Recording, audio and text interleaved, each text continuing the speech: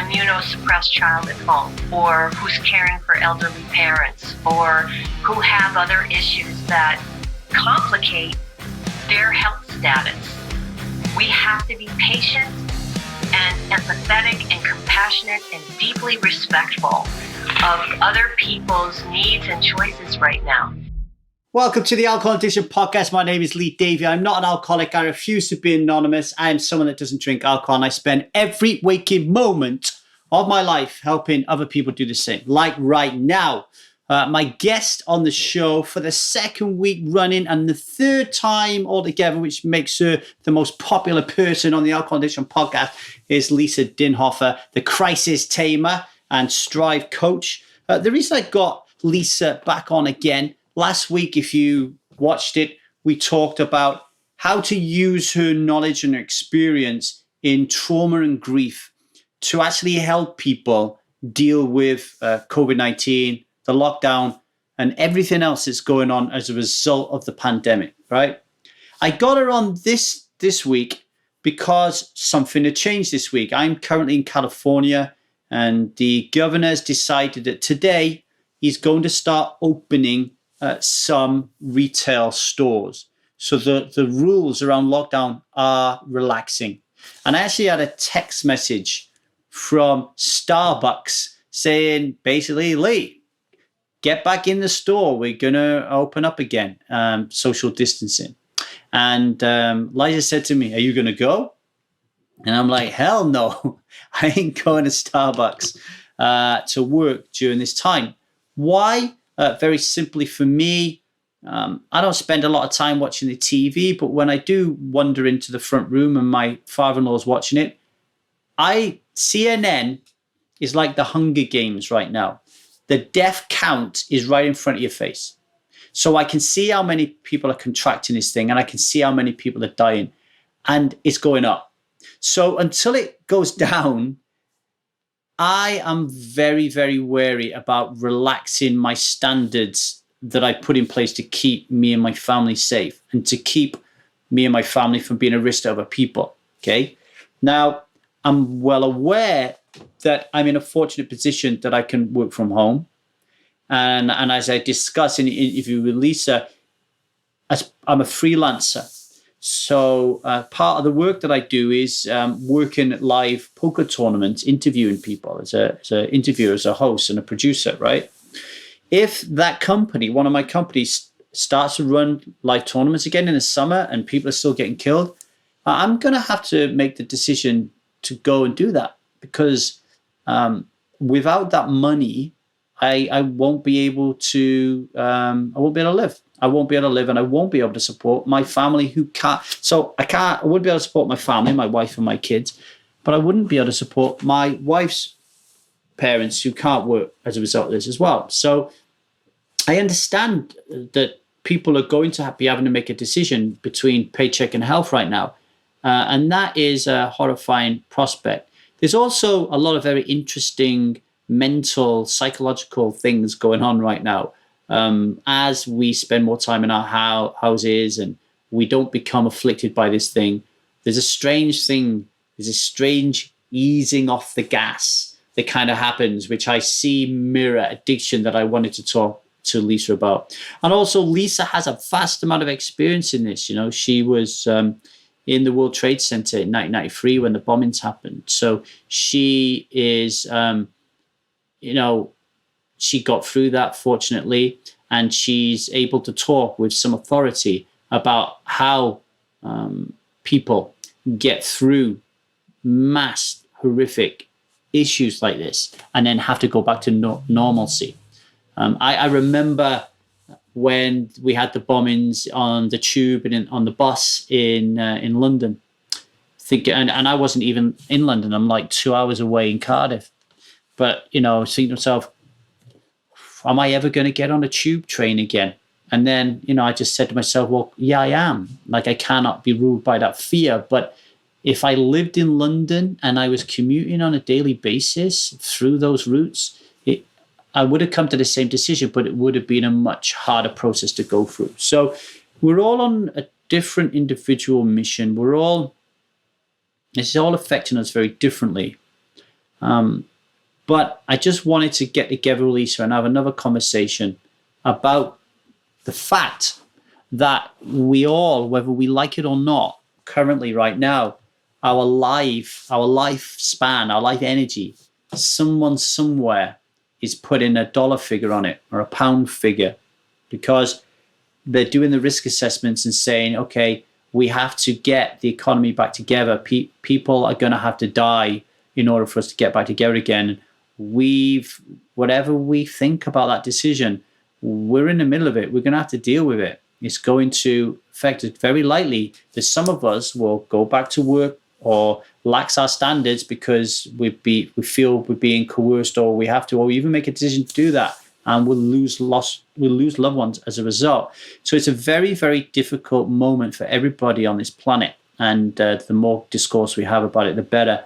The other thing that I wanted to talk about with Lisa, which we touched upon towards the end, but I'm just going to talk about it here now because it's so important, is there has been no time in my 45 years on this planet, from a global perspective, because I know individually we have our own issues, but from a global perspective, have I seen the need and the urgency of need to find support, to find like-minded people who you can talk to, who you can trust and have security with, to educate yourself, to be physically fit, to be mentally fit, and to be finding joy and epic meaning and purpose in the most harrowing of circumstances. There's never been a time like this ever. And I would have assumed, especially by opening the doors in 1000 Days Sober for free and saying, hey, if money's an issue for you, come on board, that people would have blown the doors down. And that hasn't happened. In fact, the opposite has happened. People have stopped posting. People have stopped coming. People have stopped turning up. People have stopped getting the support that they had pre-pandemic. And it's a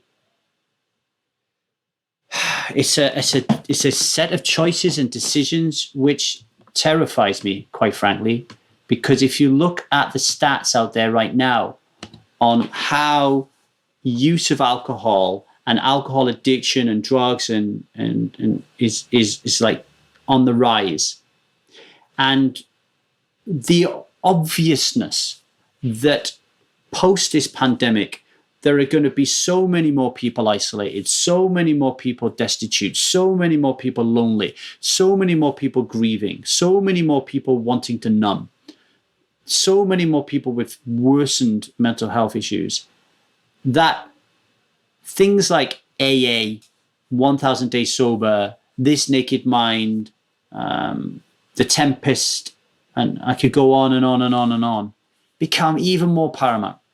So resistance right now will be telling you that you don't need 1000 Days Sober or Strive, that you don't need to do these things, that it's easier to push your way to just watch Netflix and just curl up in a ball, and just you don't have the capability or the power or the courage or anything to do this. I get it, right? I get it.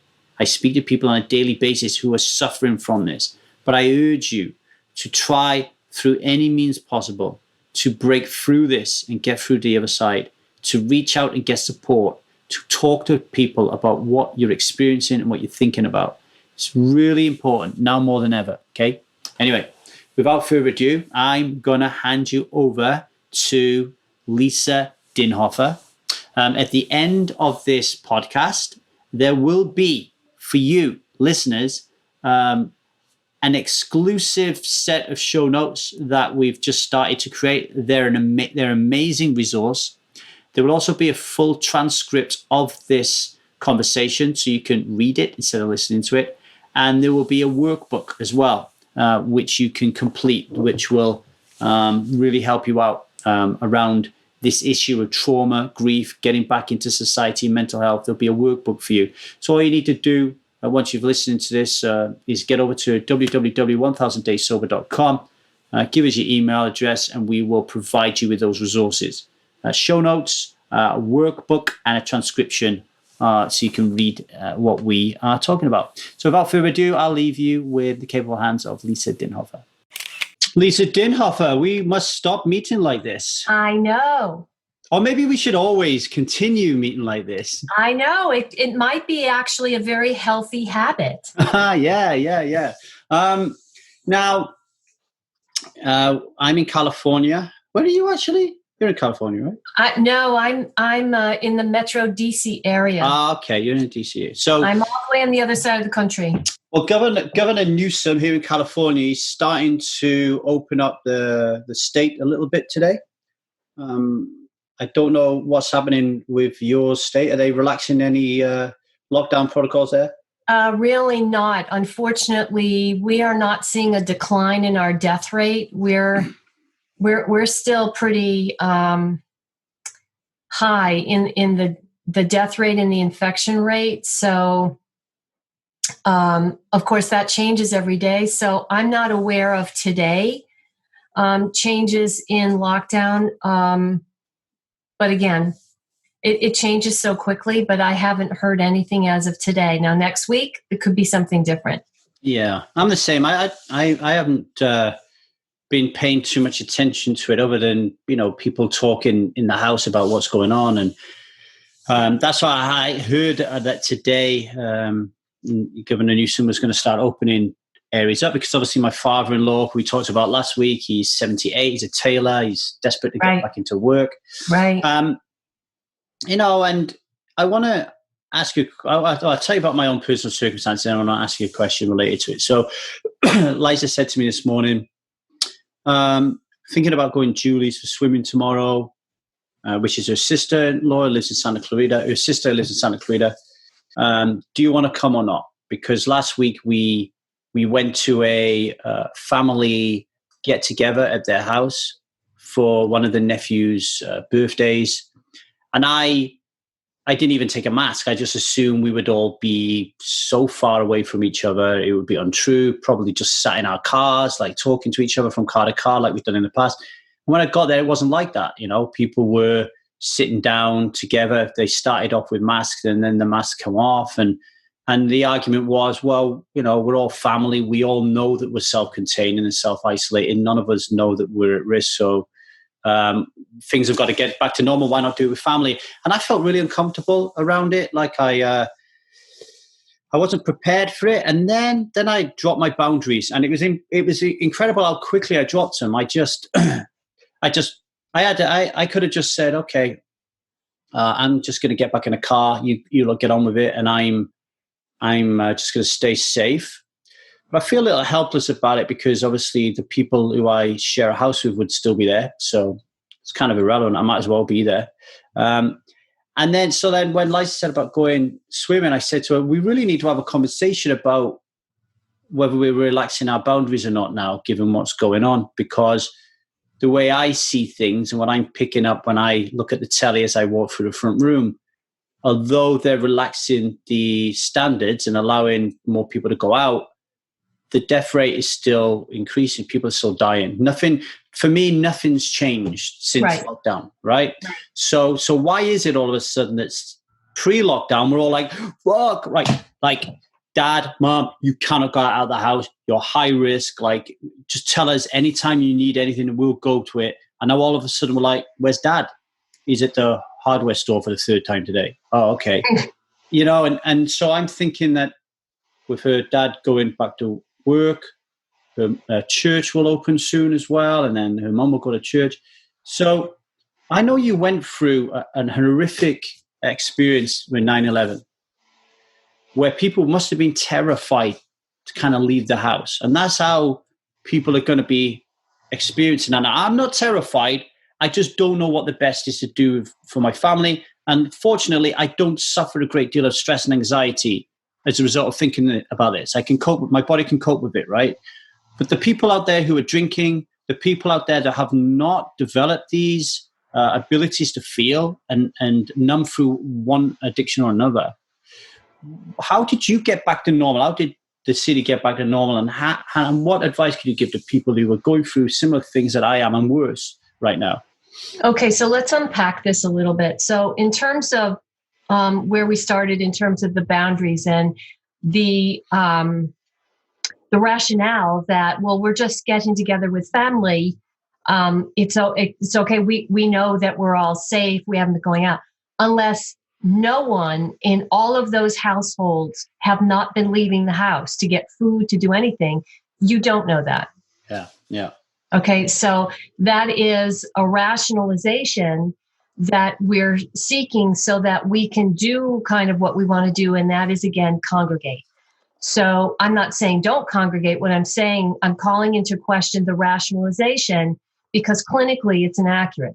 If absolutely no one in any of those households have been leaving the household, then that's fine. But typically there's one person leaving the household to get food or something else. So that's an exposure. And if you want to get really technical, they could be wearing a mask and gloves, but that's not a 100% fail safe.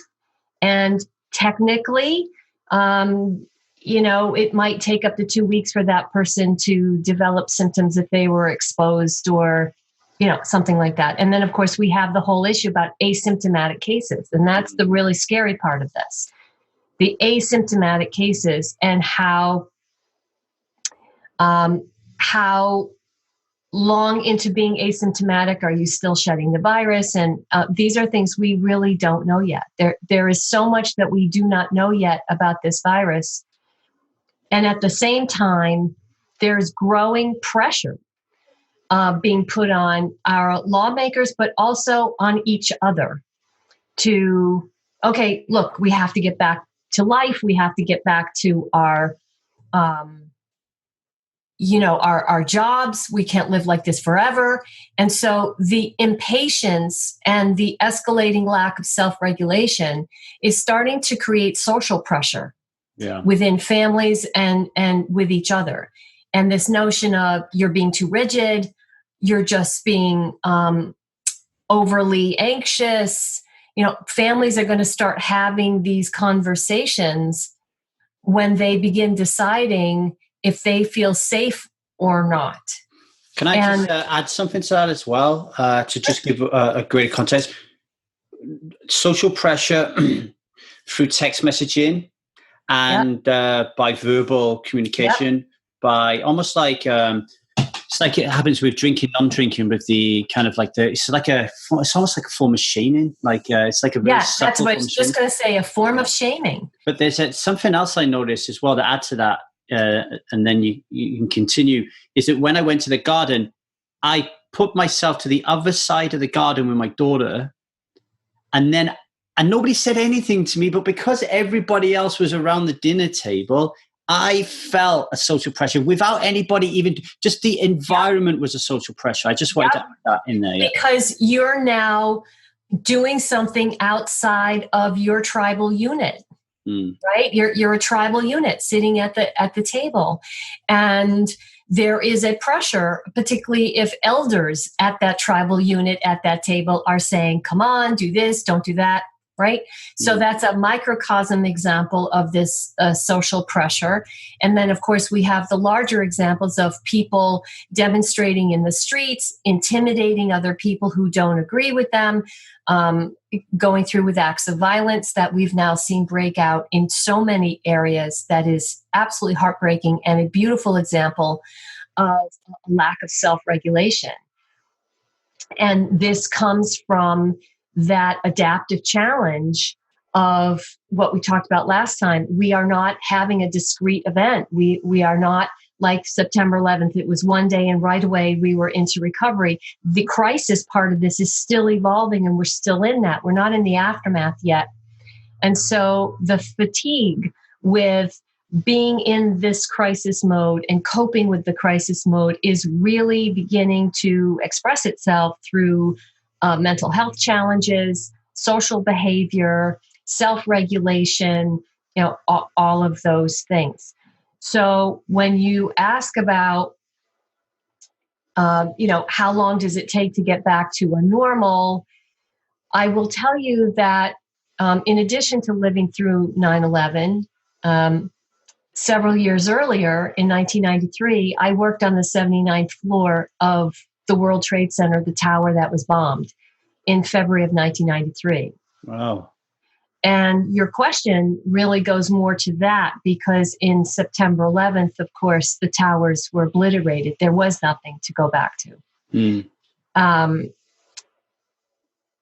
In 1993, I distinctly remember that was my first exposure to trauma in the workplace. And it was a prescient tutorial, if you will, of do's and don'ts as far as leadership and how to lead people through that, as well as the relational disruptions that happen when you have a traumatic event like that in the workplace. And it took 3 weeks for the building to be cleaned and for us to be given the okay to actually go back into the building. And that day started a terrible time in the company of exactly this kind of social pressure. A lot of people got stuck in the lobby. They could not physically bring themselves to enter the elevator. Now, you're on the ground floor and you're going to the 79th floor, and already that elevator ride, you had to get used to that elevator because in the first month, your stomach is still in the lobby when you reach the 79th floor. You had to just physically get used to that. For a lot of people, they could not get into the elevator, and they were stuck in the lobby and having panic attacks and really in a great deal of distress. And after about the third day of this, the leadership of the company I worked for at the time began threatening them that if they didn't come into work, meaning get in the elevator and get to the workplace, that they were going to start having their pay docked. And when that didn't work, because obviously if you're in a sheer-on panic attack because you're being triggered, you have trauma triggers of the last time you were in this building and you didn't think you were going to get out. Yeah. And what it took to get out of that building from the 79th floor after being through a bombing. Having your pay docked, that's now not the worst thing in the world. So when that didn't happen, leadership began threatening their jobs. And of course, people might have been the primary head of household and healthcare benefits and all of that. So people began, dragging themselves or allowing themselves to be pulled on to that elevator and getting into the workplace and then completely losing it once they're in the workplace, having panic attacks. And then we're told, you're not going to talk about what went on. We're not going to talk about this. We're not going to talk about how we're feeling. We're just going to get on with it. We have to get on with work. We've lost 3 solid weeks of work and we can't afford this and we need to get on with it. And so you're expected to sit down at your job, at your desk, and get on with it. And of course, it had a devastating impact. That very authoritarian, obedience-driven leadership style wasn't working anyway. The morale in my company at that time was really bad to begin with. But that style of leadership during a crisis fails miserably, right? It totally fails. And people began resigning. Productivity just went under the carpet. And eventually, this company went bankrupt. And I am convinced that the way they handled this had a direct impact on a portion of the company. They split the company up. They sold off one portion of it and the rest of it went bankrupt. And I'm convinced that the way they handled this contributed to that. We're not in the recovery phase of this yet. So approaching reopening and going back into the workplace and going to the shopping mall and, I'm already seeing evidence of real friction around this. I visited a grocery store near me yesterday to pick up some quick supplies. And, they have the spaces marked off So you stand in line 6 feet apart and you're allowed in kind of like one at a time or a few at a time because they're controlling the number of people in the store. You have to wear a face mask in my state.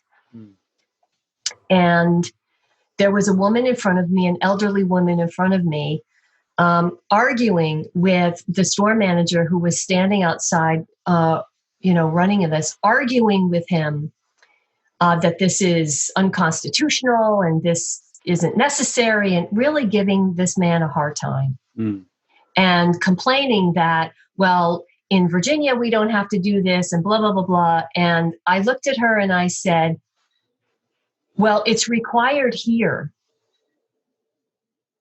Deal with it. These people in stores right now are really stressed out. And as I was checking out of this store, I asked her how she's doing, and she looked at me and she said, not very well. And a lot of my colleagues at checkout, we're really stressed out. I mean, we are really anxious and scared. And so I went to the leadership of that store and said, I can help you with this. And let's talk about my doing maybe a webinar for your staff. There's no clear demarcation that we're in the safe zone yet, but we're being pushed to go back outside before we have things like effective validated tests and a vaccine that would provide a tremendous amount of assurance to people that I think would really reduce this relational scratchiness that I'm seeing happen, right? And so I think in short, it's going to be a mess. It's going to be a mess. And people we're not all in the same place. We don't all have the same information coming at us. Every state is different. And I think that it's going to get down to deciding what is best for ourselves and our families, and to really avoid the impulse towards pressuring other people to see this as you do, or pressuring them to do something they're not comfortable with, and being respectful of where people's boundaries are right now for themselves and their families. You don't know who has an immunosuppressed child at home, or who's caring for elderly parents, or who have other issues that complicate their health status. We have to be patient and empathetic and compassionate and deeply respectful of other people's needs and choices right now. And we're at a place of reduced tolerance for frustration, right? Our fuses are growing shorter and shorter. So that's going to make that even harder. In many ways, this whole episode that we're going through, and I've been going through for the last couple of months, it really does remind me of addiction in so many ways. It's so many parallels to alcohol addiction. So like earlier on, for example, you said about the rationalization that occurred when we all met for dinner, and the intellectualization of that, right? So rationalization, intellectualization is a defense mechanism around addiction, right? Like, I am okay if I only have one drink every now and then. It's the same as I'm okay if I only go to the store this one time, right? And of course it's wrong, because like we had a couple of tree cutters around the garden to cut some trees, and I had to tell my father-in-law to put his mask on because the other two had masks on, and that's really uncomfortable. If they've got masks on and you haven't, that's not right. And we're all going to start calling each other out. I'm already seeing this on the street. If you're not wearing a mask, some people feel entitled right now to tell other people, to be very prescriptive with other people. And they feel entitled to tell other people what to do. And other people are feeling extremely put upon by being accosted by strangers or even people in their own family. And this is going to increase this relational scratchiness that was already at a pretty severe level already in our country with what's going on. And I think this is another added layer that is particularly combustible, because the genesis of this is fear. Before, we were scratchy with each other because, we have different opinions about all different kinds of things. But now this is coming from a place of fear. And that is a very powerful driver for irrational behavior, violence, very unempathetic, uncompassionate, insensitive behavior. And fear is probably the greatest rationalizer, right? For doing what we feel we want to or telling other people what to do. And I'm watching the numbers and I'm watching the reports come out about the uptick in alcohol and drug use and suicide. And I am growing increasingly concerned about what's coming, because from an addiction standpoint and a mental health care standpoint, the fallout from this hasn't even happened yet. What is coming, the wave of what's coming with how well or not how well people have been able to cope with this, is going to be a second pandemic slamming us in a country that has dismantled, for all intents and purposes, its mental health care system. And of course, within that, drug and alcohol treatment options and availability and everything else. It's not given the money that it needs. Insurance companies don't want to pay for it. And we are facing another wave of a pandemic secondary to COVID that I don't think most people even realize yet. But I hear mental health care professionals screaming in the abyss about this. I had a conversation with John about that this morning, the Strive coach, John, and John was saying he can't help but get angry and question the lengths that the world has gone to deal with this in terms of lockdown and stuff, right? So whenever he airs that opinion, people around him are going to get really angry, right? Because, they're thinking, what's he on? He thinks he doesn't think this is justified. But if you listen to him a bit more, it's not that he doesn't think it's justified. He's worried, like you said, about the collateral damage of what will happen when we shut ourselves off from society, and how that collateral damage will result in another pandemic with more people getting battered at home, more people being abused at home, more people getting lonely and isolated and committing suicide, et cetera, et cetera. So then you start questioning, is this right? Is this right? And I guess what you've got to do is you've got to make your own decision. You've got to take the information out there and make your own decisions. That's really tough. Right. But before I get to that, one other thing that I just wanted to touch upon that I think is I've seen happen around me, and it reminds me of addiction, is as time goes on, just time in itself, nothing else, just time. When you're at home and time is just going by and nothing is happening, like nobody's getting a sneeze or a cold or anything, even those little ailments, like my daughter is always sick, but now she's not going to school, she's not sick, right? So now all of a sudden we've got this kind of like skewed view that everything's all right. Right. It doesn't matter that everybody's dying outside there because that's not our world. That's not the map that we've got. Right. So all of a sudden you start to feel like you can take chances and you do relax your boundaries. And it reminds me a little bit of, I really must stop drinking alcohol. I really must stop drinking alcohol. And then you stop drinking for 3 months and you're like, I've nailed this. Like, this isn't so bad. I've got this. I can have a drink. And then it's like, oh, maybe I could just drink on weekends. Maybe I could drink on weekends, especially the case. And then before you know it, the speed at which you're back there. So, I was saying to John this morning, it really is a case of everybody's going to have a different experience and a different view. So my view is as it is today. But if Zia ended up dying because her dad went to the hardware store, contracted coronavirus and brought it home and gave it to her, and we found out that she couldn't handle it, I'd be very angry.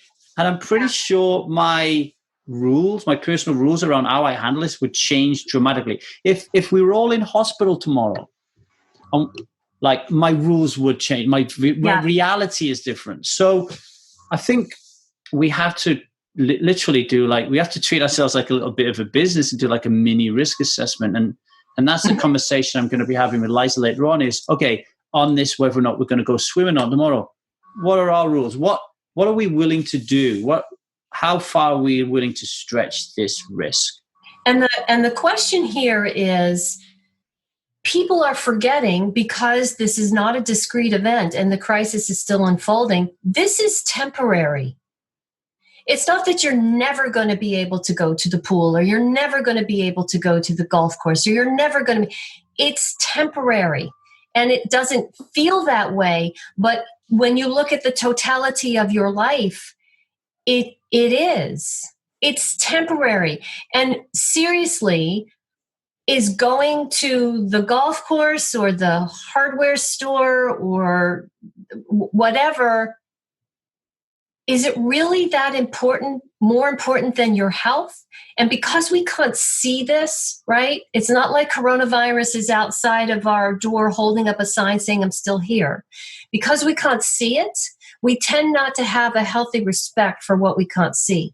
And we minimize what we can't see. And we begin to get into the magical thinking of, it won't happen to us, or it won't happen to me. Well, that magical thinking. All right, let's focus on that. I think it's quite important. Obviously, I'm just using my own personal experience here because, I'm not an expert in this. That magical feeling, if it won't happen to me, has been inside me since I was born. Like, I never think I'm going to get mugged. I never think I'm going to get killed. I never think my kid's going to get stolen. I never think that my house is going to be on fire. I never think I'm going to be burgled. I never think I'm going to be raped. I never think I'm going to get coronavirus. I think if I do get coronavirus, I'm going to be okay. Like, all these things in my head. It's not that I don't worry about my kid being stolen. I went for a walk this morning and she's got a little short dress on and she's running away there, and there's these 3 grown men on the side of the road going, hi. Nothing, right? I've watched too many serial killer movies. I'm like, oh, there's a pedophile ring there. I start thinking about it. I quickly dismiss it, right? There is something about my thinking that is kind of like, it's natural within me. It feels natural that these things aren't going to happen to me.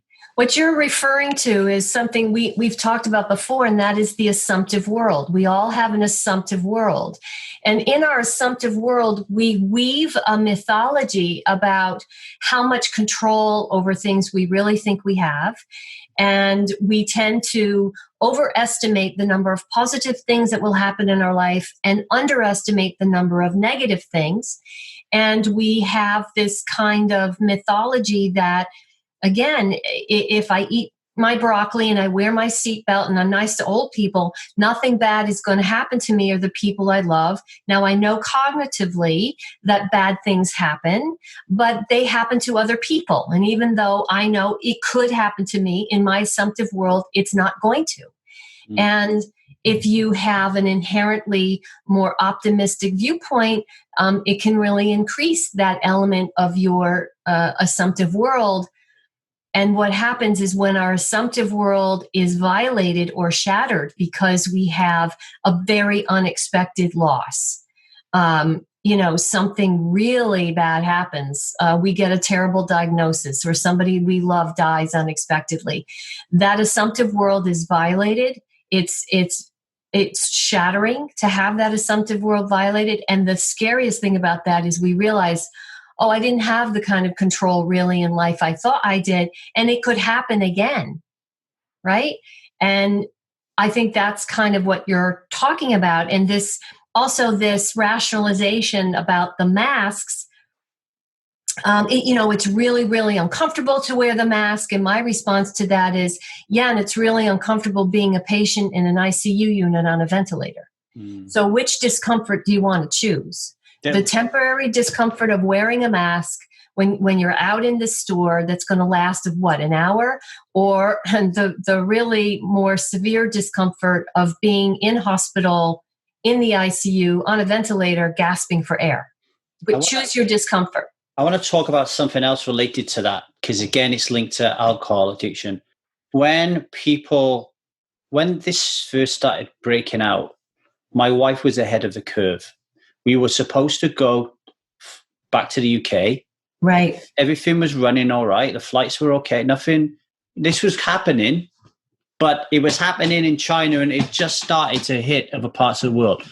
By this time, Liza had bought a load of masks for us to wear on the plane, and she bought them as a precaution because she was insisting she didn't want to go.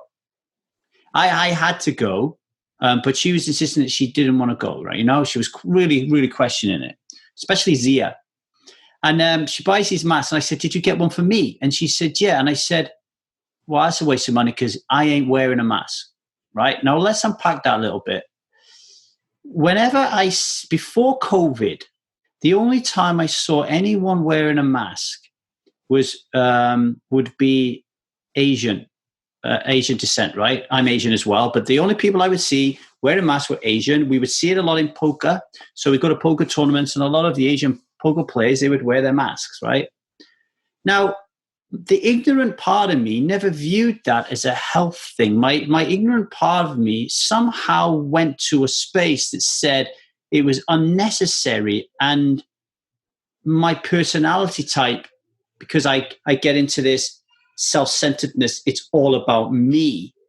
It was almost like, well, you think that there's something wrong with me, that you have to wear that mask, and it became a status thing. It became an us and them thing. It became I'm not going to be someone like that who wears a mask. And then I remember afterwards, when it all really kicked off and we were on lockdown, just before lockdown actually, going to Vaughn's and wearing gloves, but not the mask.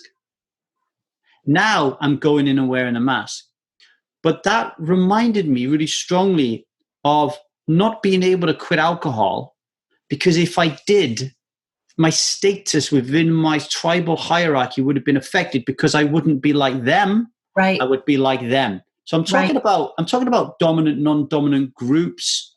I'm talking about, it's not racism. I don't look at it or xenophobic. It just so happens that everybody who was wearing masks was Asian in my experience, right? And I'm Asian myself. It's not that, but it's definitely linked to status. It's definitely linked to a personality trait of mine around self-centeredness or something, which is not good,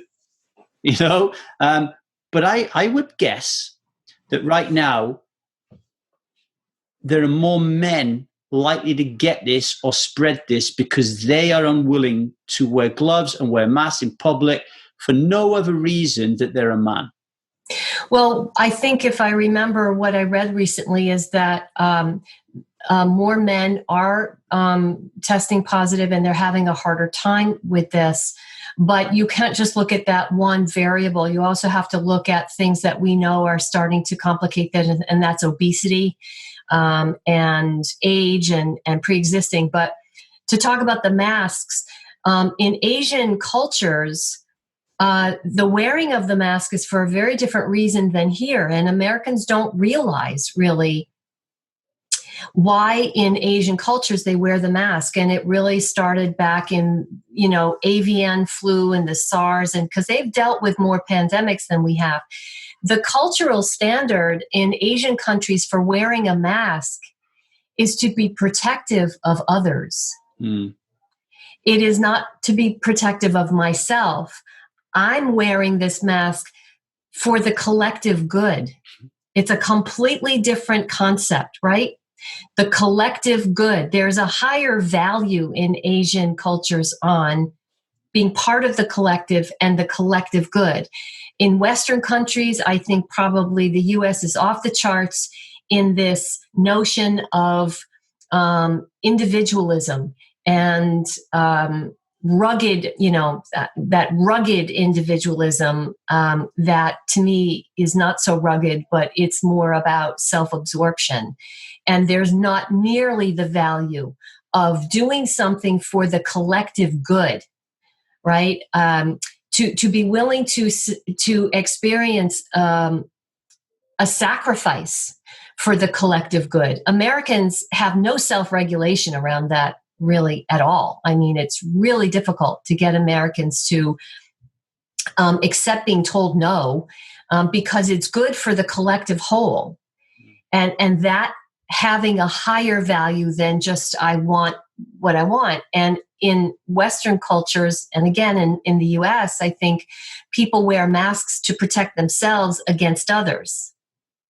Right? So it looks like we're doing the same thing, but the concept behind why we're doing it is very different from Eastern to Western cultures. And I think Western culture really misunderstands why people in Eastern cultures wear these masks and create narratives, inaccurate narratives around that. And the notion of men not wanting to wear masks more than women, I've been reading things lately around, they interpret it as a sign of weakness, that I'm fearful, that I'm not as brave as, some other guy. This sense of being immune or impervious to something. I need to have this show of strength, and look at me, I'm stronger and braver than you are. And we see a lot of that in these horrible protests that have been happening around the country, where people showing up, men mostly, in these protests, not wearing a mask and having, very serious firearms with them and screaming in the face of other people, asserting their rights to not wear a mask or whatever else. But it's all about me, me, me, me, me.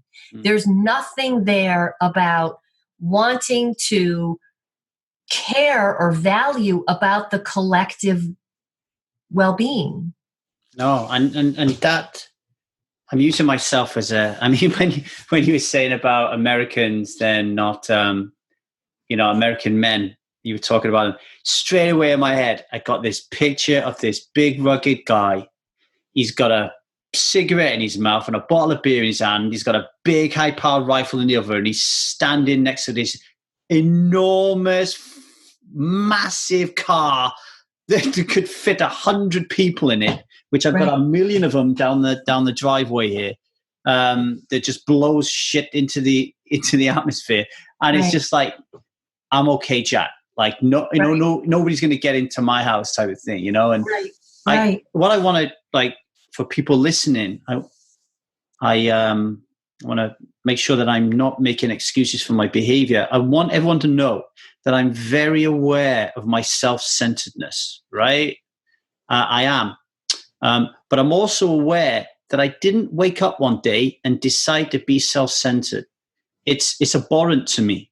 It's a part of me that I don't like, that I want to get rid of. But you need to ask yourself, where did it come from? Right. And to me, it's too easy to blame my mom and to blame my dad, right? For me, it is the addictive system of life that we live in. Like, life is an addictive system which mirrors individual addiction. That the problems that we have at an individual addictive level, they're symptomatic with what's going on in the world. I've been writing recently about dishonesty, for example. Most addicts are pretty good at being dishonest, either to themselves or to other people, right? But where does that come from? Well, we tell our children that being dishonest is wrong, but really, to get on in life, the world gives them the feedback that you have to be dishonest. You have to lie. You have to cheat. You have to bend the rules. And that's the pressure that is put on people. So I think that we're now seeing that when the world has a disaster like we're having right now, we see the mere fact that we weren't ready for this shows that the addictive system, even the world, like the biggest, most mightiest country in the world, didn't have enough PPE. It's an arrogance, right? It's an arrogance that we don't have to prepare. We'll deal with it when it comes. But it's also this mindset of not seeing the value of investing in, preparation as well as reduction versus always paying for it on the back end through damage control. And, to use you as an example, what you just said, I don't know if it's a matter really of blaming parents, but I do think that children from a very early age emulate what they see, and they take their cues from the adults around them. And so it becomes part of their personality and part of being in that tribe. And then we go out into the world using these behaviors that we've learned in the house and these values that we absorbed or not. And we go out into the world and we just move through the world doing what we saw done and emulating. Even if we don't like what we saw done, somehow we still repeat that behavior unless we take serious self-reflection time to correct, that within ourselves. And our culture rewards bad behavior. It does. Our culture rewards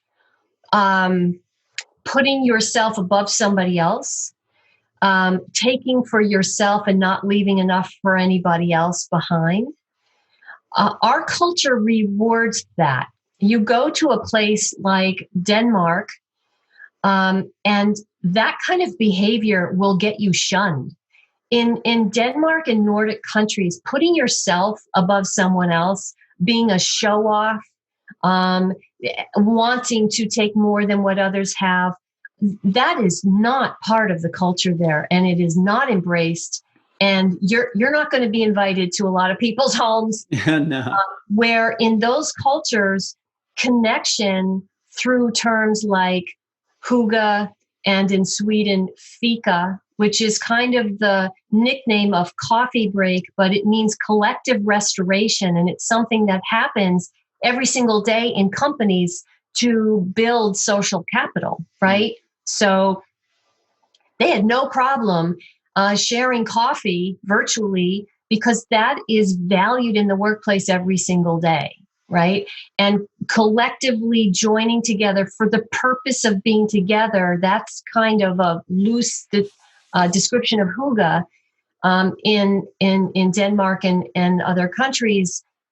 They understand the purpose of connection. And when you invite people to your house and they'll say, come over and let's do hygge, it's not that the TV's on and all that. They're playing games with each other. They're interacting with each other. It is to be together and with each other. So I'd love to see, a study of how well maybe the countries in the Netherlands did with this social distancing versus us. Yeah. They're certainly doing better in terms of flattening the curve. And as you see again, Denmark, countries in the Netherlands, New Zealand, there's a strong value of the collective good. So when they went into lockdown, there wasn't these big arguments. People did it. They did it. They cooperated. They complied. And so they've had a much better time managing the disease because people cared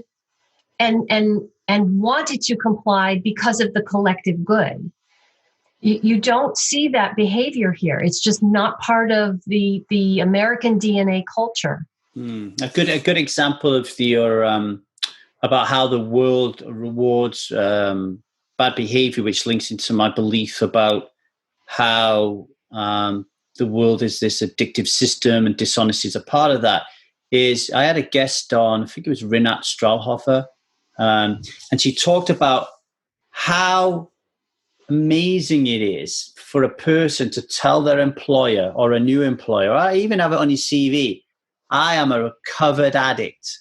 Because to tell them that you're a recovered addict shows that you have the tenacity, the courage, the confidence, the willing to be vulnerable. You have all these amazing qualities because you went through something that was truly horrific and horrendous, but you conquered it.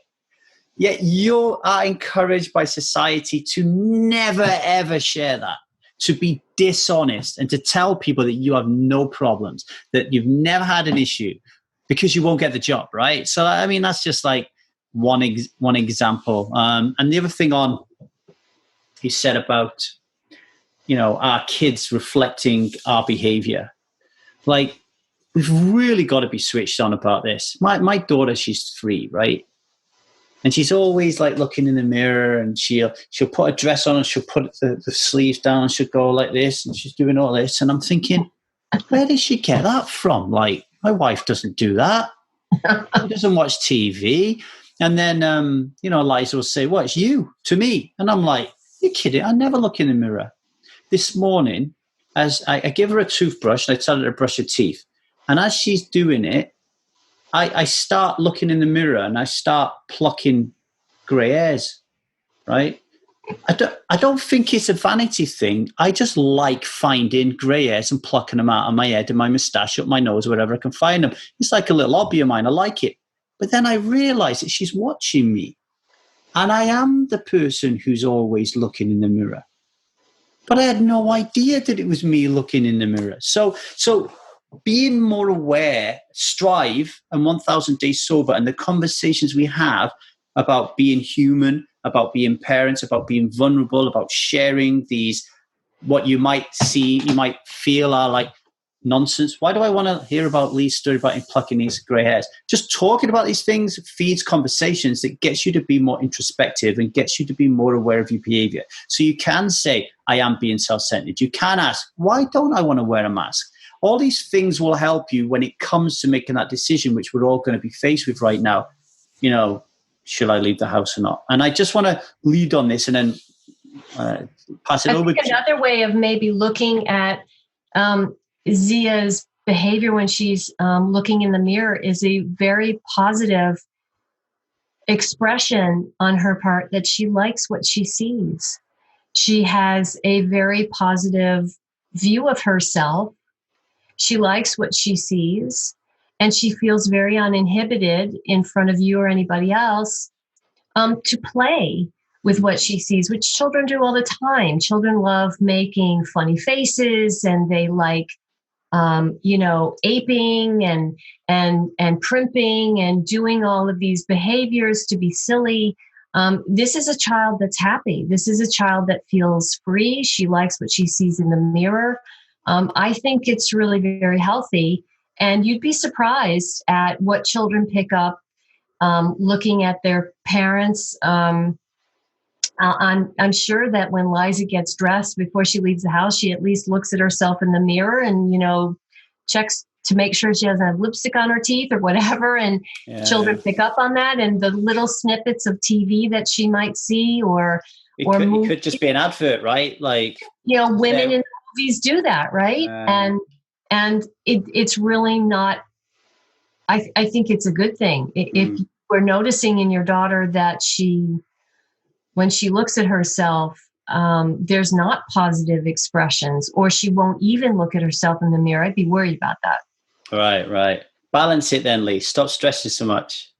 Yeah, enjoy her personality, enjoy who she is. And children have this wonderful, they give themselves permission to be silly. They don't even see it as being silly. They're just being kids. They're just being themselves. Okay. Food for thought, definitely. What was I going to say? Give me a sec. Okay, that was it. So on going back out into the world. So we're headed into a time of over-the-top fear. Yeah. And we're going to be faced with some really tough problems. And one of the things that concerns me, if people are in leadership positions, if we begin testing people, our employees, and someone tests positive for antibodies, people are now starting to be concerned that they're going to be asked not to return. They're going to lose their job. And is it an invasion of their health status? We're not used to going into the workplace and, taking a swab or a blood, doing that. I mean, we do it for drugs and alcohol, but not necessarily as a health status. And will it create an us versus them thing about, well, you had it and you have the antibodies. So do I need to be afraid of being around you versus people who never tested positive? I think we're headed into some really sketchy waters. Yeah. And people's fear about the resurgence, the upsurge of this again, which I'm sorry to say, history tells us is going to happen.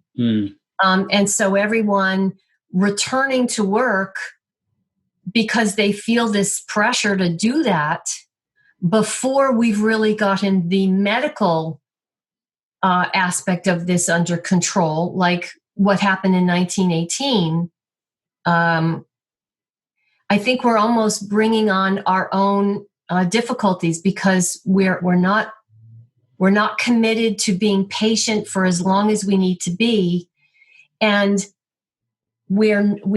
to go back to something you said before, because we were so unprepared, we don't have the systems in place to support people the way we need to be supported so that we can be patient. And that is, in other countries, again, I think it was in Denmark and in UK, people just automatically are receiving 75 to 80% of their salary.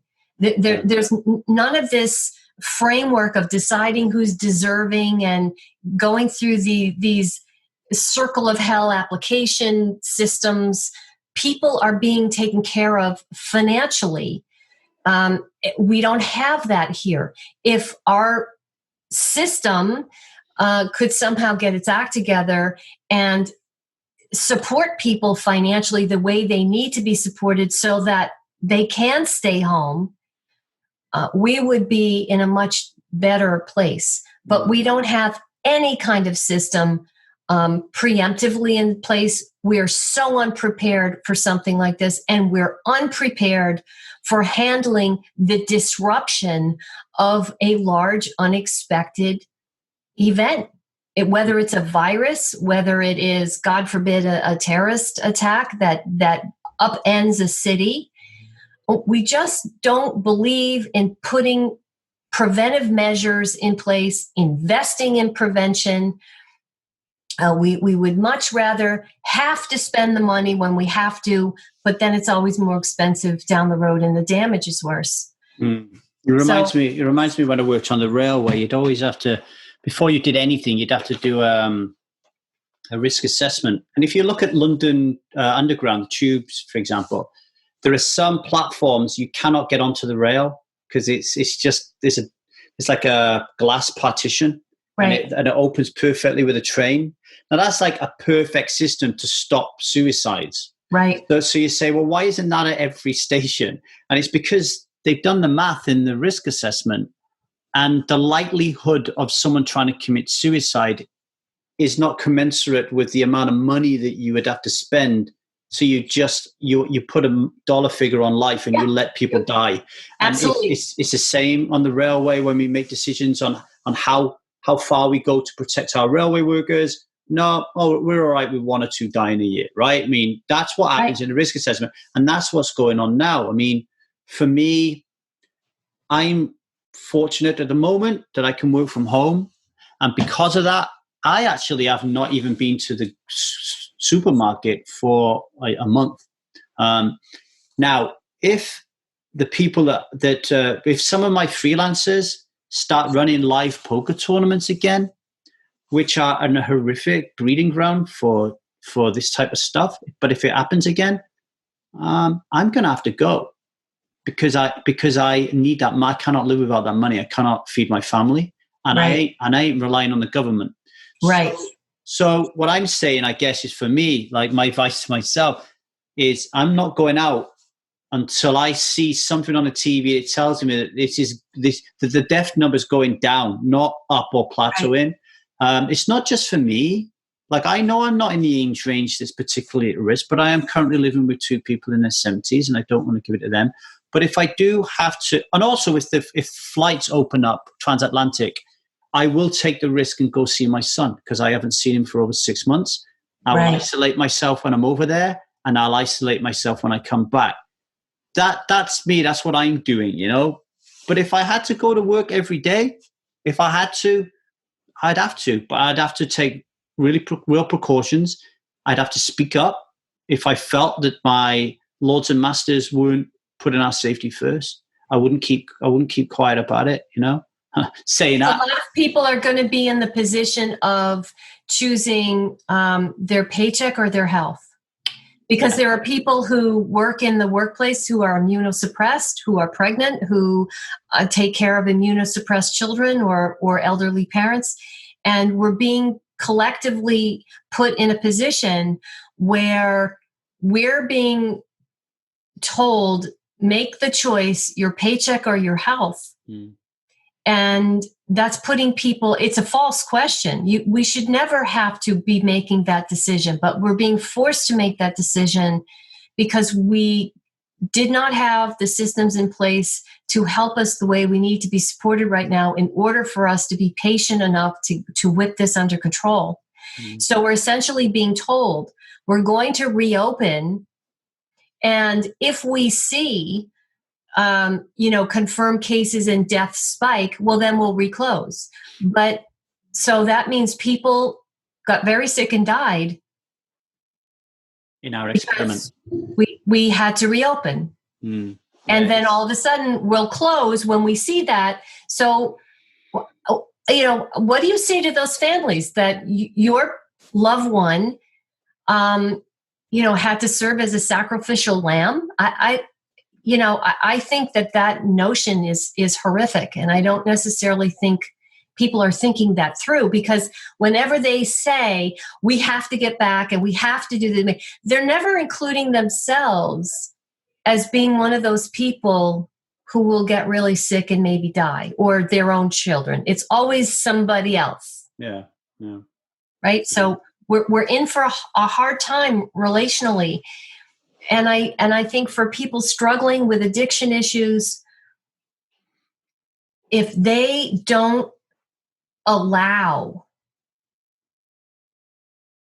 really intensive support into their lives to help them either maintain their sobriety or try to reach sobriety, I think they're going to pay a very heavy cost.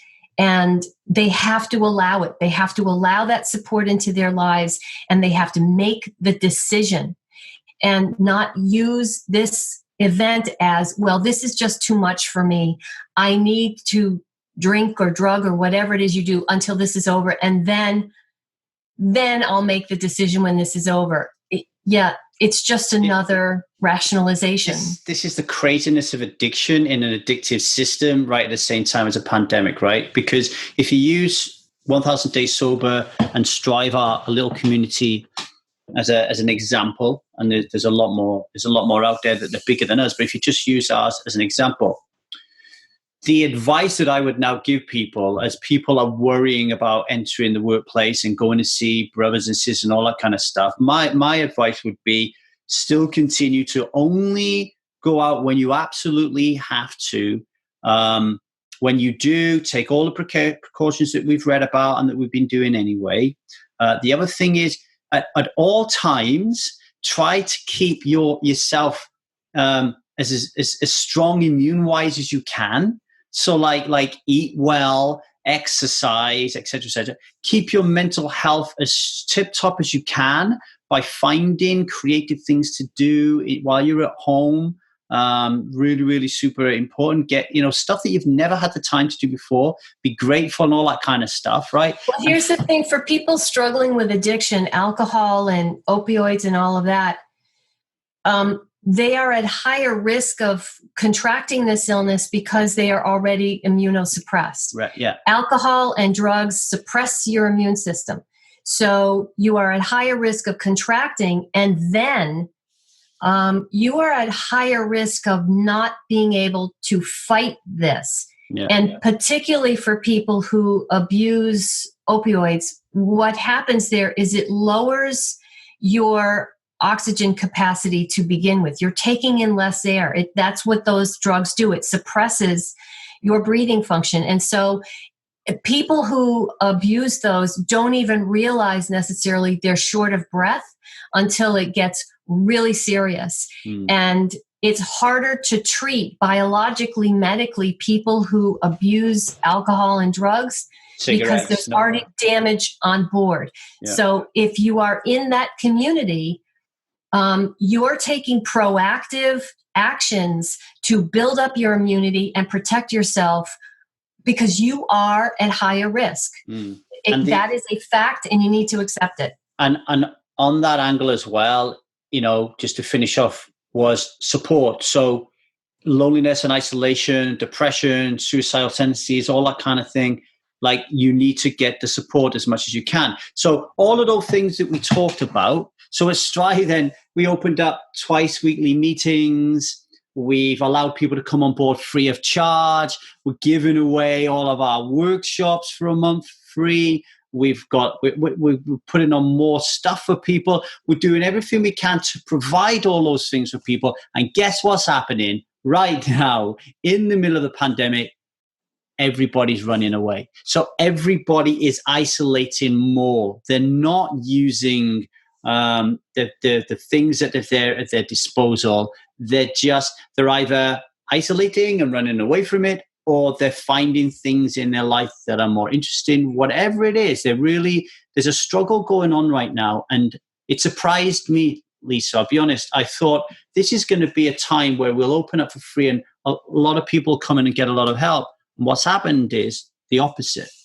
Well, what I'm going to remark to that is that may also be a signal of depression and long-term coping of a non-finite loss creates coping fatigue.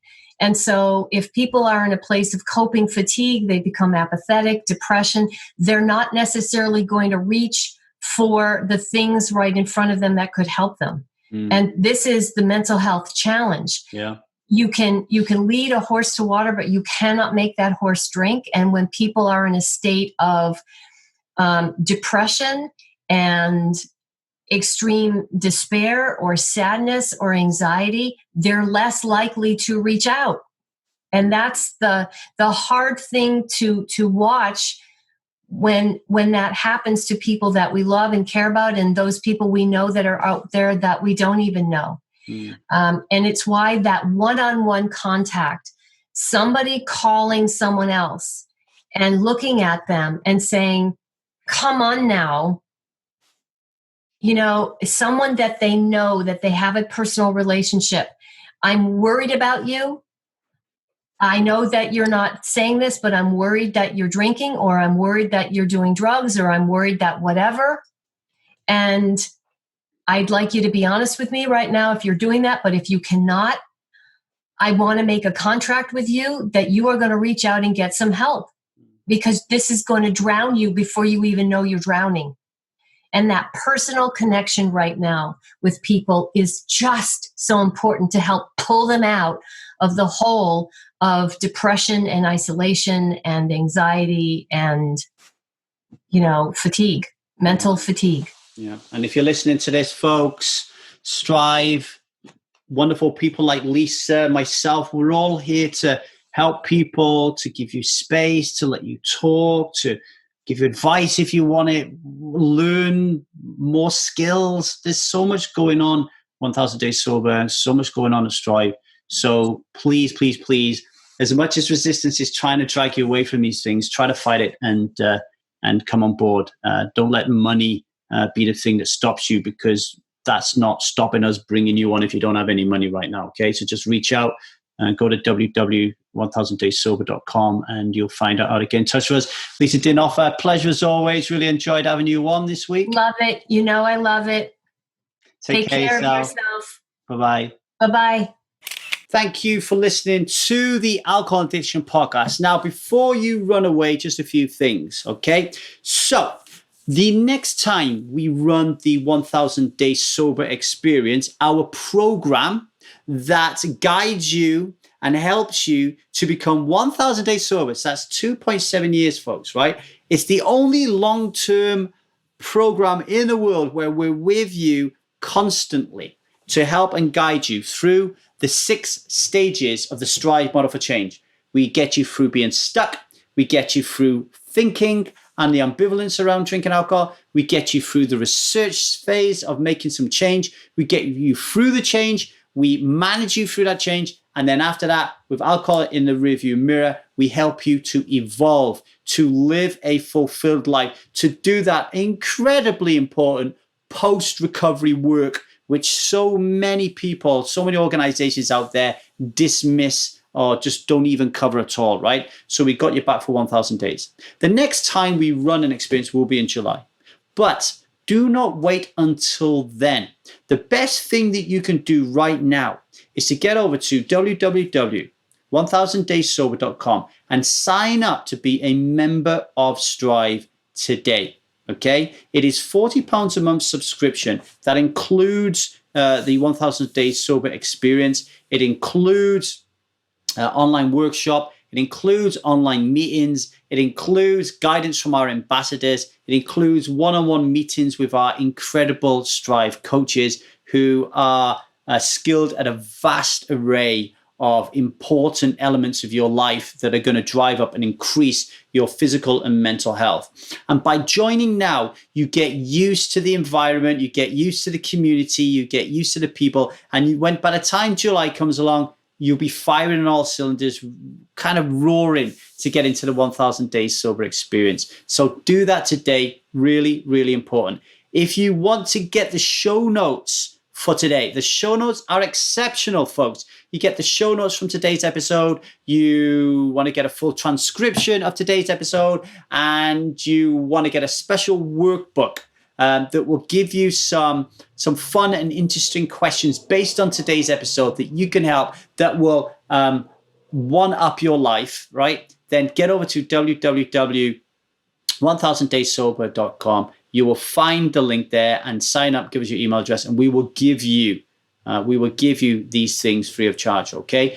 And on that £40 a month, if you do not have the money, if you are struggling financially, then email me at thetruthaboutalcohol@gmail.com and we'll figure something out. Do not let money get in your way of becoming 1000 Days Sober. And just because we go 1000 Days Sober, right, don't be worried about that if you're not quite ready to quit yet. The first stage of the Strive Model for Change is called Stuck. The second stage is called Thought. And we do not expect you to stop drinking whilst you're doing that work. And that will take you a good 4 to 5 months. So you get a lot of grace. We will meet you where you're at in your addiction to alcohol. Don't worry about that, okay? We take on everybody. People who are desperately trying to stop drinking and people who are stopped drinking and they just want help putting their life back together, okay? Lastly, if you enjoyed listening to Alcohol Addiction Podcast, then please rate and review it on your local provider, whether that would be Apple or SoundCloud or whatever. Just give us a nice review and some nice stars. You can find us on Instagram at 1000dayssober.com or 1000 Days Sober. And you can find us on YouTube, 1000 Days Sober as well. All right, take care of yourselves, folks. Ciao, ciao.